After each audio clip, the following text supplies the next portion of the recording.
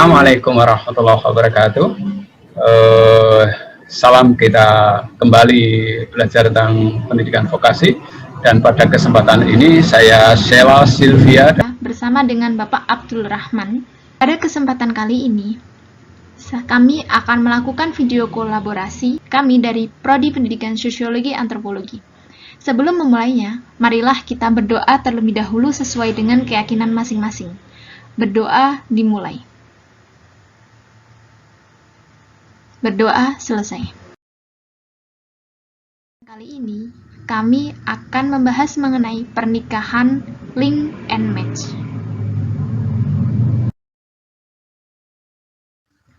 Tujuan pembelajaran kali ini adalah untuk mengetahui perlunya link and match dalam pendidikan. Yang kedua, untuk mengetahui pendekatan-pendekatan apa saja yang digunakan untuk mewujudkan link and match dalam pendidikan. Dan yang terakhir, untuk menjelaskan pendidikan dan ketenaga kerjaan.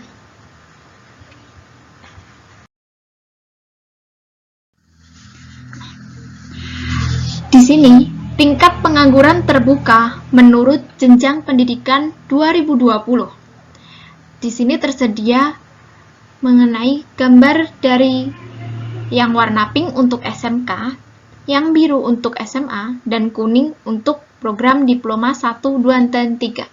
Nah, selama 1 tahun terakhir, tingkat pengangguran terbuka menurun dari 8,63% menjadi 8,49% di tingkat SMK. Selanjutnya, SMA sebesar 66,77% dan disusul diploma 1, 2, dan 3 sebesar 6,76%. Dan ini miris tentunya melihat hal ini. Karena SMK didesain untuk menciptakan lulusan siap masuk dunia kerja dengan kemampuan teknik yang dimiliki. Dan ekonomi Indonesia ditopang oleh sektor industri dengan kontribusi PDB hampir 20%. Namun, ironisnya, jumlah pengangguran SMK malah tinggi, padahal seharusnya lulusan SMK hanya diserap di sektor industri. Lalu, pernikahan link and match terjadi antara pendidikan vokasi, SMK, industri, dan dunia kerja. Program ini akan menguntungkan banyak pihak, terutama di dunia industri dan dunia kerja. Kunci yang paling penting adalah bagaimana kurikulum disusun bersama antara vokasi, SMK, industri, dan dunia kerja. Ini akan menentukan bagaimana kompetensi lulusan itu dihasilkan yang sesuai dengan kebutuhan real industri dan dunia kerja.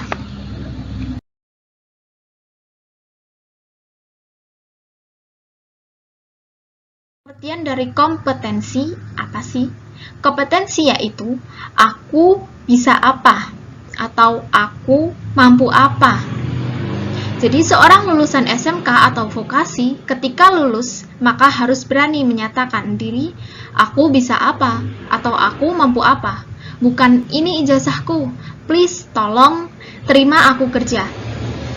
Jadi lulusan vokasi bukan karena ijazahnya, melainkan karena kompetensi dan kemampuan yang sesuai dengan tuntutan kerja.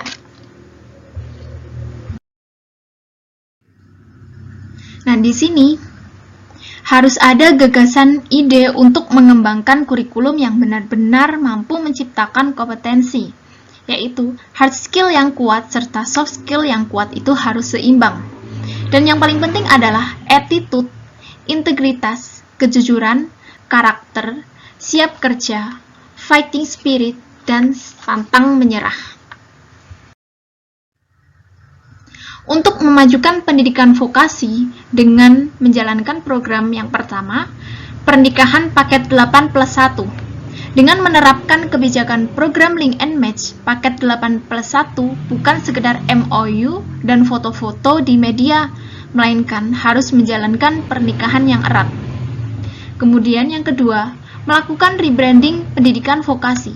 Rebranding pendidikan vokasi dengan melakukan strategi pemasaran dengan berbagai konten menarik minat masyarakat terhadap pendidikan vokasi, terutama dalam pemanfaatan platform digital bagi kaum milenial. Selain media cetak, juga branding melalui media sosial dalam bentuk video, film, maupun lagu.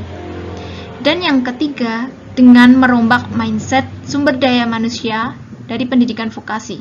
Merombak mindset SDM pendidikan vokasi harus dimulai dengan keberanian para pemimpin maupun pengajar satuan pendidikan vokasi untuk mengubah karakternya demi melakukan sebuah inovasi.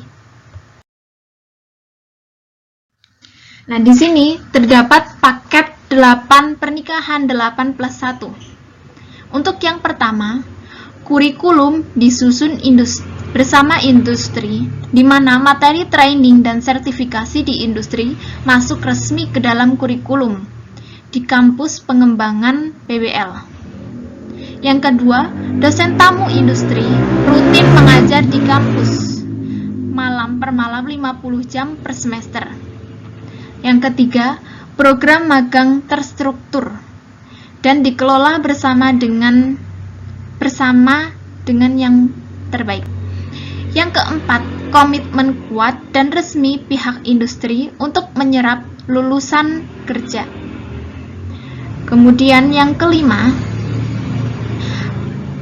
pendidikan pelatih pengajar pendidikan vokasi industri. Yang keenam, bridging program di mana pihak industri memperkenalkan teknologi dan proses kerja industri yang diperlukan kepada para dosen sertifikasi kompetensi bagi lulusan yang diberikan oleh pihak industri. Yang ketujuh, sertifikasi kompetensi. Nah, sertifikasi kompetensi bagi lulusan diberikan oleh pendidikan tinggi bersama industri. Yang kedelapan, joint research. Joint research yaitu riset terapan dengan dosen yang berasal dari kasus nyata di industri. Dan yang terakhir, program beasiswa dan ikatan dinas bagi mahasiswa. Nah, di sini bagaimana sih menurut pendapat Bapak? Apakah cukup efektif jika link and match diterapkan di pendidikan Indonesia untuk jangka panjang? Dan dalam sebuah topik yang menarik karena merubah pandangan, paradigma, perspektif, dan pendekatan serta pelaksanaan pendidikan vokasi masa yang datang, yaitu konsep link and match, bahwa apa yang diajarkan di sekolah dengan apa yang dilakukan dalam bekerja di sebuah industri itu sama. Itulah konsep link and match. Yang sama apanya? Kurikulumnya. Yang sama apa? Kemampuan gurunya. Yang sama apa? Laboratorium dan peralatannya, bahannya. Dan yang sama apa lagi? Nanti alumninya. Sama apa lagi? Tentang TUK, tes ujian kompetensinya. Sehingga karena sudah link dan match, sudah bersatu padu, maka diharapkan alumni SMK mendapatkan pekerjaan lebih cepat, mendapatkan penghasilan atau rewarding yang relatif lebih sama. Tidak harus jauh-jauh, syukur bisa di daerah masing-masing. Saya kira itulah konsep link and match. Semoga jalan jangka pandang Indonesia memiliki pilihan bukan hanya pada SMU, tetapi juga sekolah SMK menjadi nomor wahid sesuai kebutuhan anak-anak semua lapisan sosial ekonominya. Pada gambar tersebut merupakan contoh model link and match. Di sini SMK model PGRI 1 Mejayan jadi contoh sukses link and match. SMK model PGRI 1 Mejayan telah melakukan pernikahan massal dengan PT Inka dan kini lahir inovasi yang sangat kreatif berupa mobil listrik UMKM SMK model.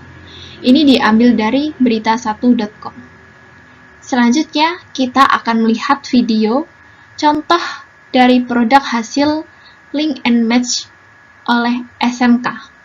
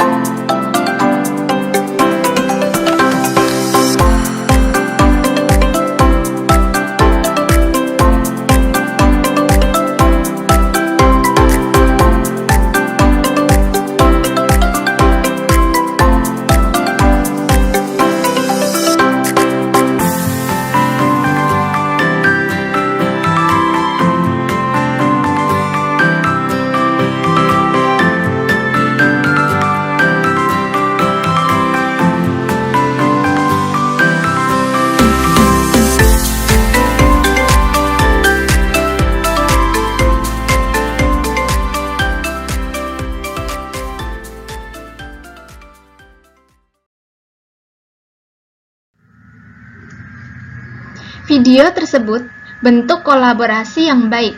Pemerintah melalui Direktorat Jenderal Pendidikan Vokasi yang mampu merangkul beragam minat dan bakat masyarakat, khususnya remaja SMK, untuk percaya diri dalam melakukan kreasi, inovasi, kolaborasi, untuk menjadi bekal keterampilan di masa yang akan datang.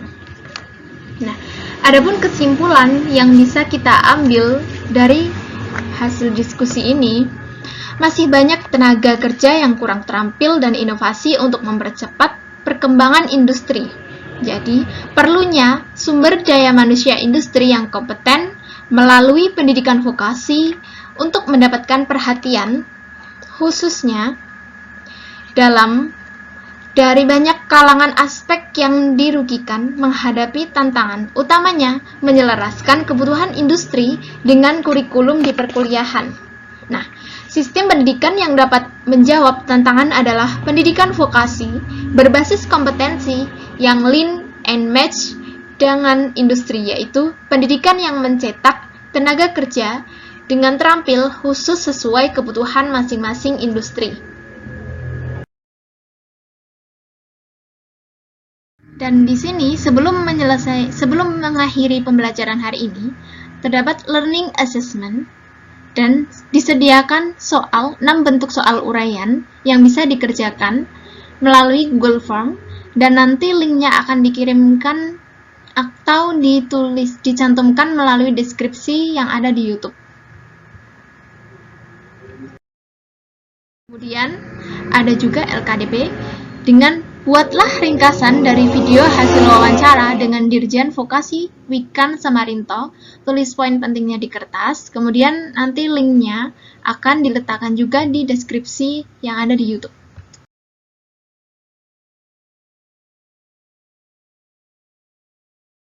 Pembelajaran kali ini dibuat kolaborasi dosen dan mahasiswa semester 6 dalam mata kuliah pendidikan vokasional pada semester 6.